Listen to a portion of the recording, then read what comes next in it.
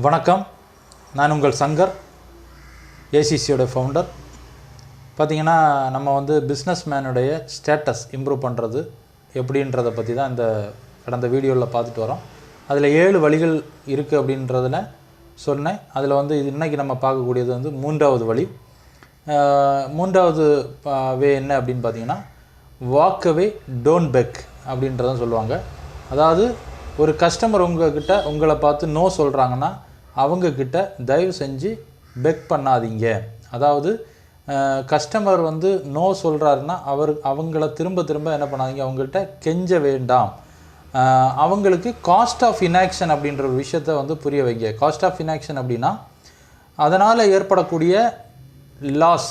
அதாவது நீங்கள் ஒரு விஷயத்த சொல்கிறீங்கன்னா அவர் அதை வந்து ஏற்றுக்கலை, அதில் அவர் அதை வந்து பயன்படுத்தாமல் போனால் அவருக்கு ஏற்படக்கூடிய நஷ்டத்தை பற்றி சொல்லுங்கள், புரிய வைங்க. யாருமே வந்து இன்றைக்கி பார்த்திங்கன்னா பிஸ்னஸ் மேனாக யாருமே பிறந்தது கிடையாது. பிஸ்னஸை நம்ம வந்து படித்து தான் செஞ்சாகணும். அப்போது எந்த ஒரு கஷ்டப்பட்டையும் ஒருபோதும் கெஞ்சக்கூடாது. அதுக்கு பதில் கஸ்டமரை உங்கள் பின்னாடி வர வைக்கிறதுக்குண்டான செயல்களை செய்யுங்க. நிச்சயமாக உங்களுடைய பிஸ்னஸில் உங்களுடைய ஸ்டேட்டஸ் 100% உயரும். நோ சொல்கிற கஸ்டமரை கெஞ்ச வேண்டாம்.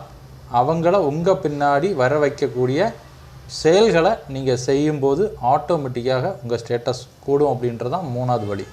ஓகே, அப்போ நெக்ஸ்ட்டு அடுத்த வீடியோவில் நம்ம பார்க்கலாம். தேங்க்யூ.